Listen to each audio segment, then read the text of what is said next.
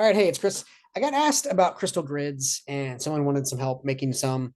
And so I thought I'd just record something because this is the best way that things come through me. So let's talk about crystal grids.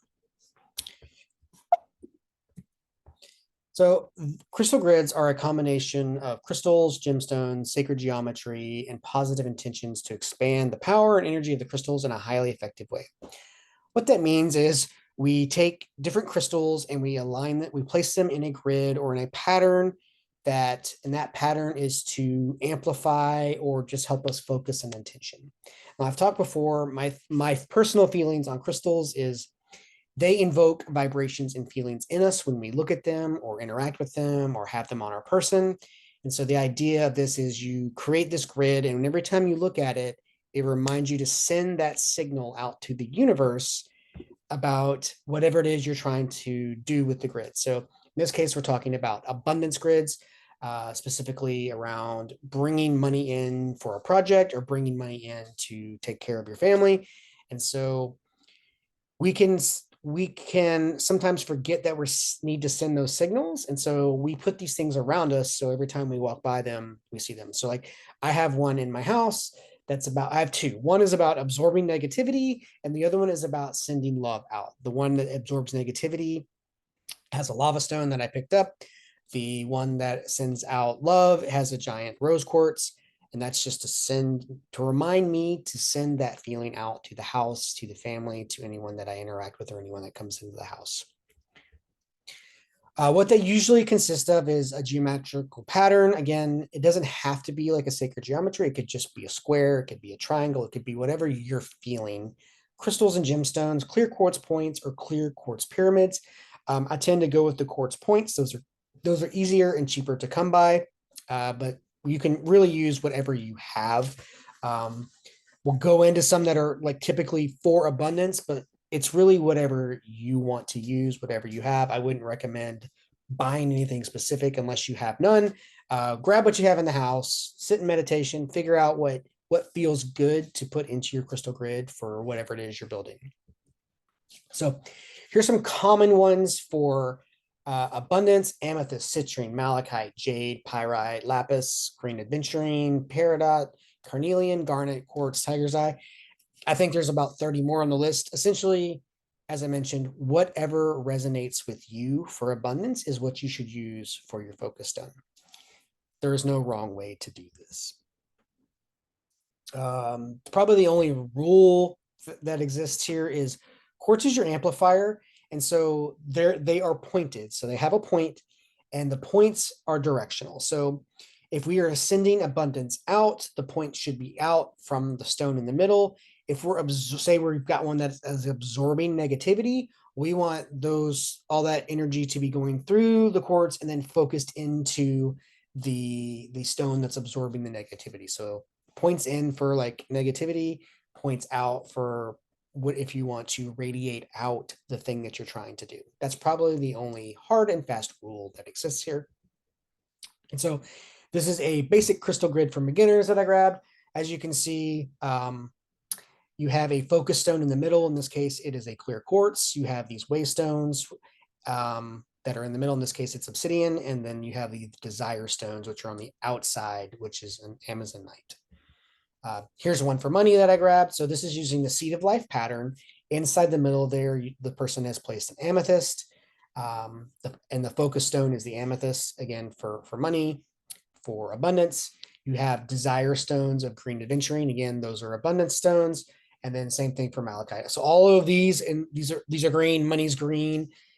These are just creating a pattern. And you can see they have placed them on the intersections of the patterns where the seed of life and the circles meet. I think it's 7 circles.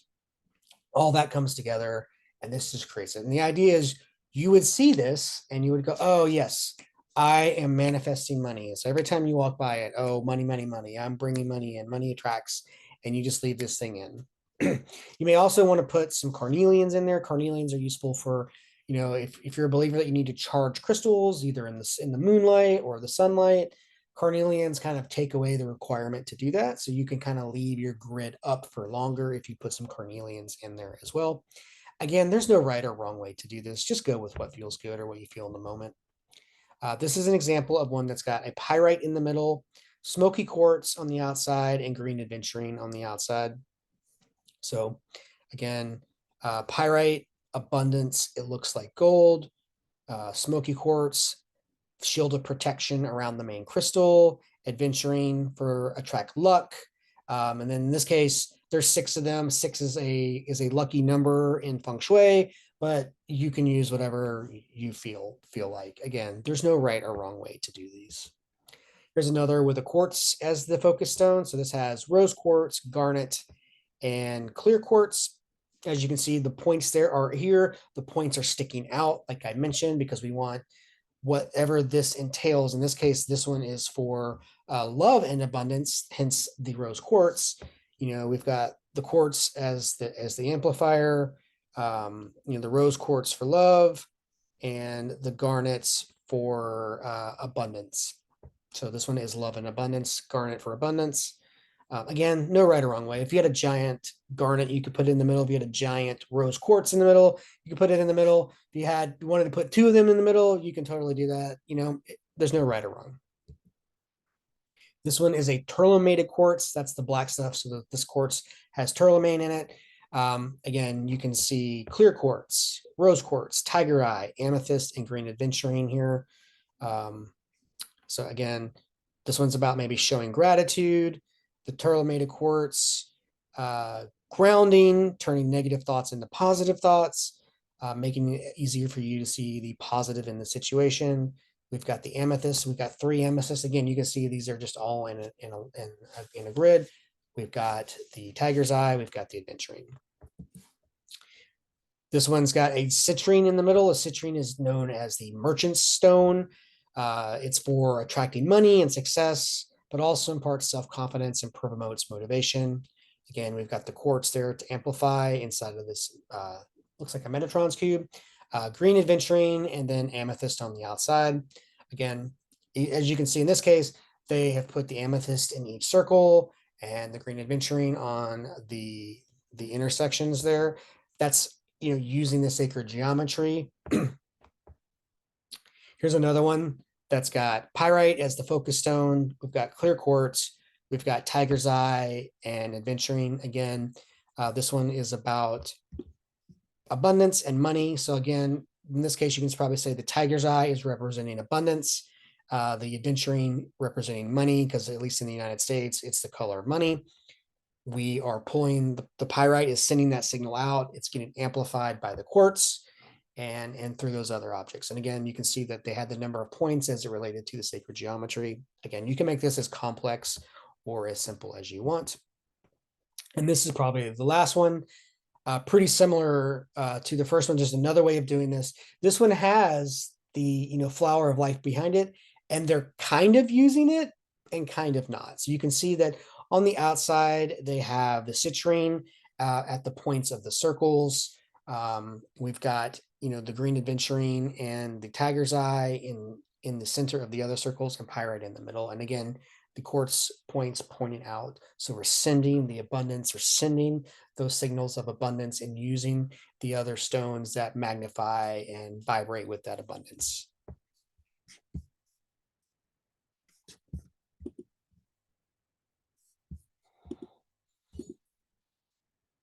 So that's it. There's no wrong way to do this. Google is your friend here. Your intuition is your friend. If you use what you have, there's no reason to run to the store and buy lots of things. Find the things that resonate with you. Find the things that you have around the house, and just put something together. You can't do this wrong. In this case, if I had plans for something I wanted to build, or I wanted to manifest, let's say I wanted to manifest a new car, I might take a picture of this car and then put a grid like this on top of that car. So maybe the car is underneath this piece of wood, or maybe I just understand that I want to have this design and I can place that on there. And then every time I look at that, you can also bring in candle magic of like candles, again, setting the intention. So what you do with those is take a little candle, maybe has like a 15 to 30 minute to 1 hour burn time. Scratch in the intention, scratch in the abundance. That's what you want. I'm manifesting a new Tesla. scratch in New Tesla into the candle, and you just let that burn. And you don't have to watch it, but it may be useful to be in the room and just kind of keep an eye on that candle, because we're just sending that signal that I'm bringing the abundance, I'm bringing in the manifestation, I'm bringing in whatever it is I am using for my intention for these grids. I'm bringing in and grounding it into our space. So hope that helps. If you have any questions, just send me a note, and have a great day. See you later.